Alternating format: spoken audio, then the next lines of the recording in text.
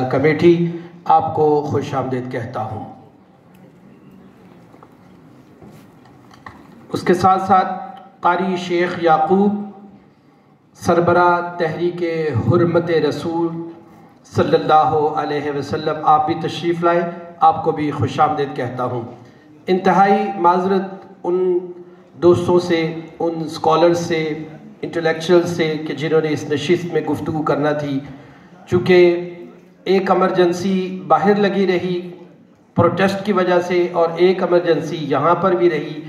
اکثریت نے اسلام آباد جانا تھا اور میں یہ سوچ رہا تھا کہ ایک ایک کر کے اسلام آباد جا رہے ہیں، کاش وہ دن بھی آئے سارے اکٹھے جائیں تو کچھ حاصل بھی کر پائیں۔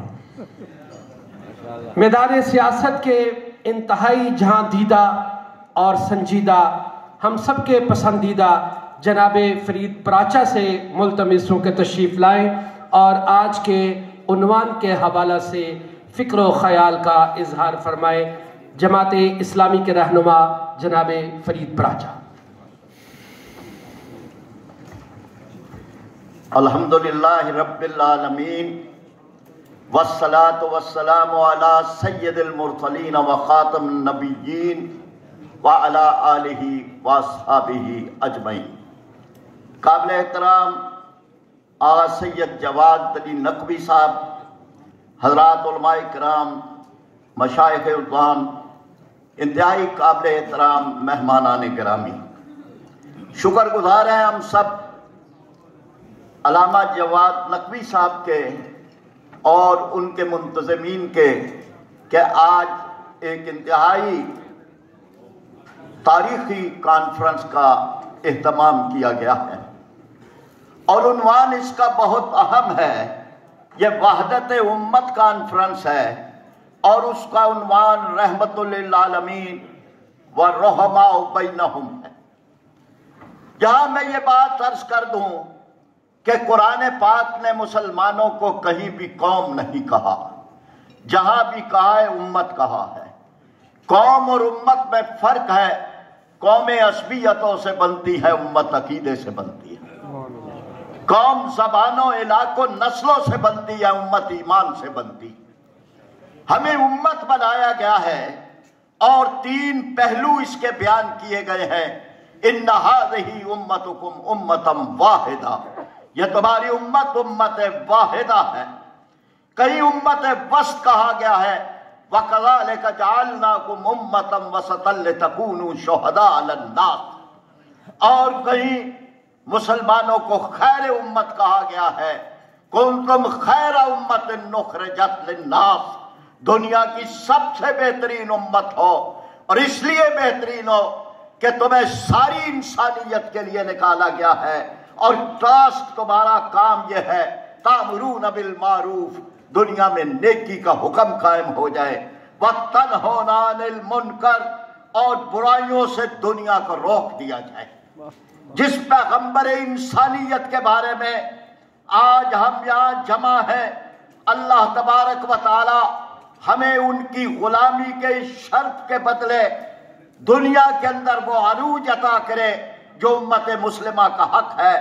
تو میں یہ عرض کرتا ہوں کہ آپ صلی اللہ علیہ وسلم کو قرآن پاک نے ارشاد فرمایا ہے، قُلْ يَا أَيُّهَا النَّاسُ إِنِّي رَسُولُ اللَّهِ إِلَيْكُمْ جَمِيعًا، اے دنیا بھر کے انسانوں، شرق و عجم کے انسانوں، عرب و عجم کے انسانوں، امریکہ و یورپ کے انسانوں، چین اور جاپان کے انسانوں، افریقہ کے صحراؤں کے انسانوں، میں تم سب کی طرف رسول بن کے آیا ہوں۔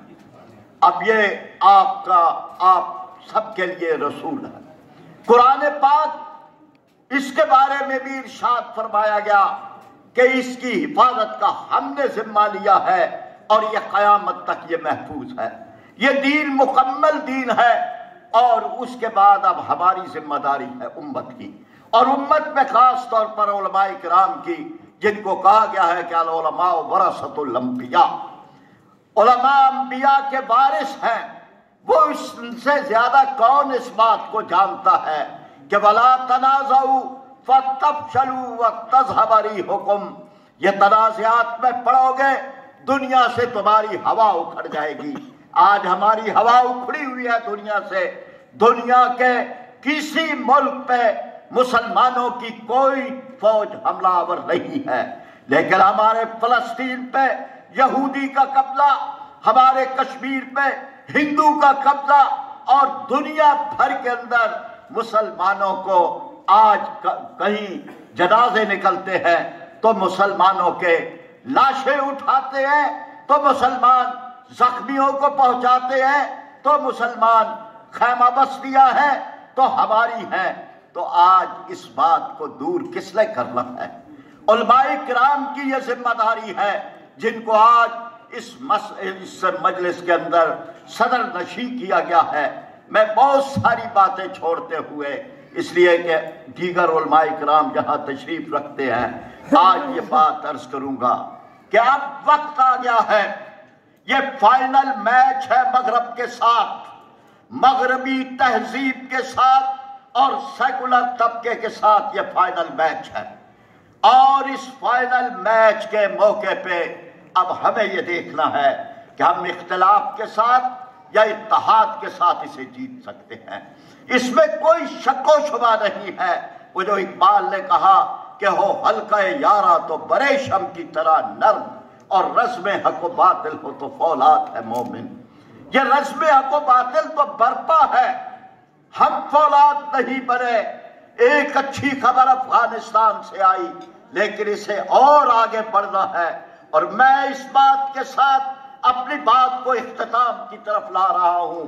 بڑے چیلنجز ہیں پاکستان کے اندر ہی، جہاں سود کا نظام چل رہا ہے، جہاں فحاشی اور عریانی کو سرکاری سرپرستی مل رہی ہے، جہاں نظام تعلیم ابھی تک مغربی ہے، جہاں عدالتوں میں ابھی تک انگریز کا قانون چلتا ہے، جہاں پر بچیاں اغوا ہوتی ہیں، جہاں پر فحاشی عریانی اس کو عام کیا جاتا ہے. تو کیا یہ چیلنجز کسی اور نے جواب دینا ہے؟ آج اس بات کی ضرورت ہے کہ ہم دو بدو ہونے کے بجائے روبرو ہوں، اور اب دوسروں سے نہ لڑنے کے لیے اپنے آپ سے لڑنا پڑتا ہے. اور یہ بات بھی میں عرض کر دوں کہ شکست دینا اور جیت لینا ایک جیسا عمل سمجھا جاتا ہے، لیکن شکست دینے اور جیت لینے میں زمین و آسمان کا فرق ہے. علماء کرام وہ چاہے کسی بھی مسلک کے ہوں، انہیں شکست نہیں دینی، انہیں جیتنا ہے، لوگوں کے دلوں کو جیتنا ہے، محبتوں کو جیتنا ہے، ان کو اسلام کے دامن کے اندر لانا ہے. اور اس پہ ہی اپنی بات کو ختم کر رہا ہوں کہ آج حالات تو یہی ہمیں بتا رہے ہیں کہ مغرب کی طرف سے جو ایک چیلنج ہے اس میں ایک امید کا پیغام ہے، اور یہ امید کا پیغام علامہ اقبال نے دیا ہے. اور اس پہ بات کا اختتام کہ گزر گیا وہ دور ساقی کہ چھپ کے پیتے تھے پینے والے، بنے گا سارا جہاں میخانہ ہر کوئی بادخار ہوگا، اور تمہاری تہذیب اپنے خنجر سے آپ ہی خودکشی کرے گی، اور جو شاخ نازک پہ آشیانہ بنے گا ناپائیدار ہوگا. اور نکل کے صحرا سے جس نے روما کی سلطنت کو الٹ دیا تھا، سنا ہے یہ قدسیوں سے میں نے، وہ شیر پھر ہوشیار ہوگا.